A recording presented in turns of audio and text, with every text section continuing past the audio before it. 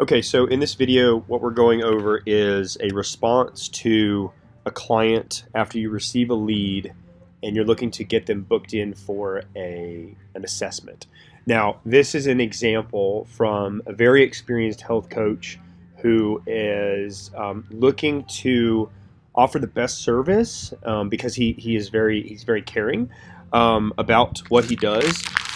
But I wanted to give a little bit of feedback because there are some, while care is first and foremost, the process can seem a little drawn out here. So we'll just break it down. So you say, "Good morning, client. Good job." There's one typo here. It's just missing an I in my name. I'll be usually sending your leads, so just make sure that double check everything. So like Philip said, my name is Health Coach, and I want to thank you for contacting us at the studio. Right here, like Philip said, this is a text exchange, and it's open to interpretation. Once again, this is coming after I've soft introed a client to a trainer. I would take the like Philip said out. Just take me out of the equation altogether. Take whoever's introing you out of the equation altogether. Just, "Good morning, client. My name is, Conrad, and I want to thank you for contacting us at the studio. Having read over your profile, I think we would work amazingly together." Soft, assumptive close already. That's great. "As part of my practice, I would love to offer you a phone or a Zoom call to learn more about your fitness journey, then follow up with an in-person movement assessment." This part is something I wouldn't recommend because we want to get the person in.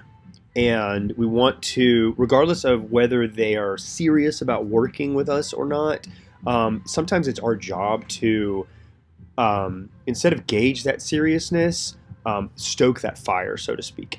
And the two-part process, basically that draws out the amount of time that we can start helping them.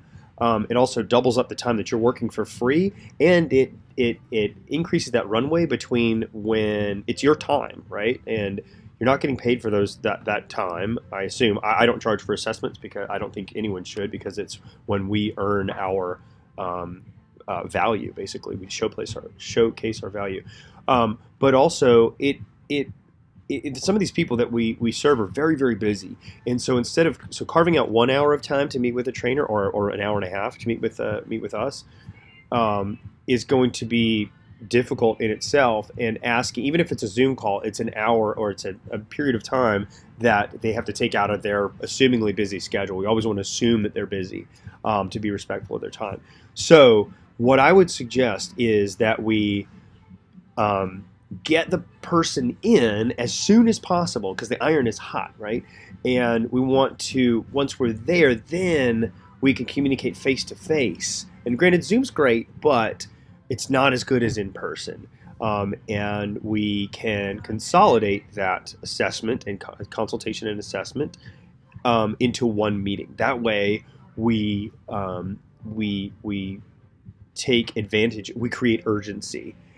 We don't give anyone, any prospect, the opportunity to second guess their decision, because we're in the private sector here, right? I mean, they reach out to us because they want help, and it's our job to show them how much better they could be through our expertise. And the longer that process is drawn out, the less potent that can become. So I would highly recommend assessments and consultations in one period and in person.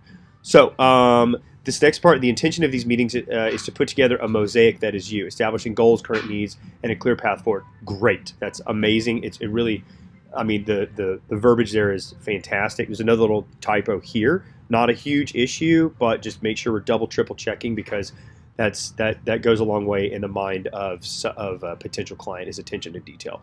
The call typically runs 30 minutes, and I would happily chat today, the 18th, between blah, scheduling. Then Friday we can meet for the assessment. This just falls back on drawing out the intake process. We want to consolidate that because, excuse me, getting over a little head cold. Because that consolidation process is their potential to buy, and the longer we draw it out, the less that potential becomes. So that's basically, we'll just, we addressed all that earlier. Now this is great. To learn more about me and my practice, feel free to check out my website. If you have a personal website, that's okay. That's cool to put it in. Um, Again, I think that if they're already booked in to go, it's this is extra credit basically.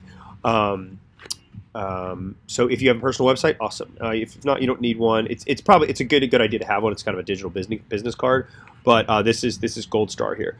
So my practice in brief is a holistic one, focusing on teaching the skills to nourish the body and the mind by drawing upon the best tools from the variety of methodologies, both from scientific and contemplative. So we can get you enjoying life more, feeling stronger, more energetic, and present for all life's blessings. Look forward to working with you. If you have any questions, feel free to call or text me at your phone number. Cheers, Health Coach. Now, in speaking with this health coach personally, he gave me his justification for drawing out this process, and he's very, very educated, and he has a very long intake process that it comes from hails from FRC, from Z Health, and from other methodologies. Now, there is a white coat syndrome that many people have when they come to see us as health coaches. And what we want to do is we want to break the ice so that they feel comfortable around us and that they know they're in a safe space, and more importantly, a space that they want to return back to, right? That being the space of the studio. So when we bring people through too many assessments. I like to disguise my assessments as kind of little games. And in my personal practice, I do basic movement assessments. If they have any kind of like neuroocular things that need addressing, I'll make notes of it and I'll address it later on in their actual programming. But a full battery of assessments can, if someone is looking to get started and train and is excited about working out, they can kind of their enthusiasm can be dampened a bit with too many assessments. Now, I'm not saying don't assess, because you want to thoroughly assess, but when we spend a lot of time testing with people who are ready to go, and this comes back to kind of a personality read.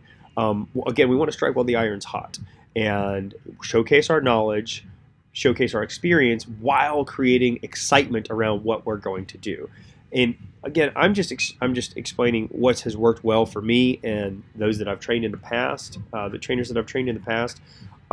Some people really appreciate a clinical approach, and however, in my experience, I haven't come into too many people who are like, oh, please, I would love to be suggested to test after test after test after test. It just gets boring, and unless you're just a complete info junkie and appreciate empirical data, which you do, it's fine. I hide it in the training. So I am looking to get to know the person, get to know what their wants are, establish with them what their needs are, then design with them a program that guides them through the fitness journey towards their optimal self. And first and foremost, establish a relationship, we sign them as a client. Then go through all the tests you want.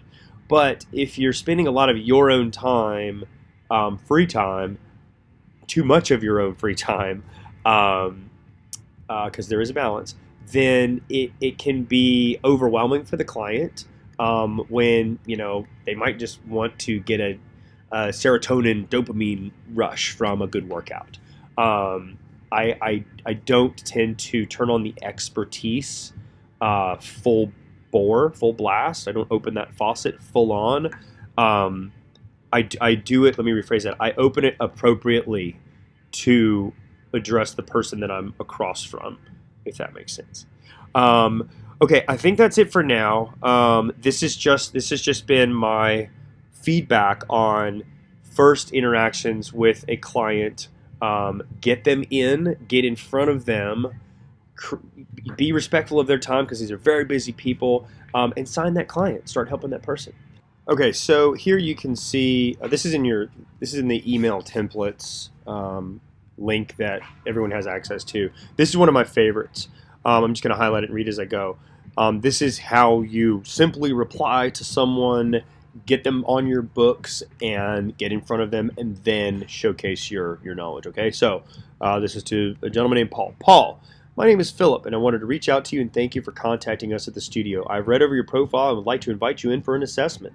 We can discuss your goals and get into what it is that you're interested in achieving in your fitness journey. I see that blank times are an option for you. Always give them at least 2 times, maybe 3, something that fits in their schedule, then let them pick.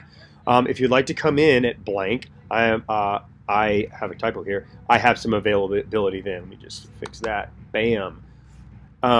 During your assessment, then give them a little taste of what they can expect. During your assessment, we will explore your lifestyle and cover exactly what it will take to achieve the results you're looking for. We will also go through a movement assessment to ensure that the programming we design, assumptive close there, is appropriate for injury prevention and your athletic level. Those two kind of nuggets are like injury prevention and athletic level. Reading over the lead sheet that you'll, or maybe you know the person, those are 2 things I know that Paul is interested in, right? But it's pretty blanket. Most people want to be athletes. Most people want to prevent injury. So I just leave that there as a cookie cutter place setter. So this won't be a full-on workout, but a chance for us to get to know exactly what your needs are. Your needs, right? You are there serving this person. The assessment should take around 45 minutes, after which we can discuss options to move forward. Again, an assumptive close. You're not actually using the word buy or purchase or invest in me, but options to move forward. Should you have any questions at all, please do not hesitate to reach out, as I'm here to help, or put your own spin on that. Sincerely, Philip Levy. So basically, you've got a short email. It's 2 paragraphs. It's not even 2 actual paragraphs. Yeah, it is 2 actual paragraphs.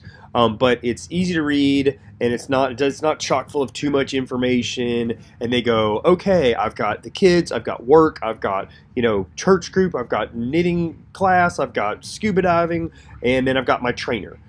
That we are one block in people's very busy lives, and we really have to focus on that. So get them in, start helping them, and get busy living. Upgrade yourself. All right, see you next time.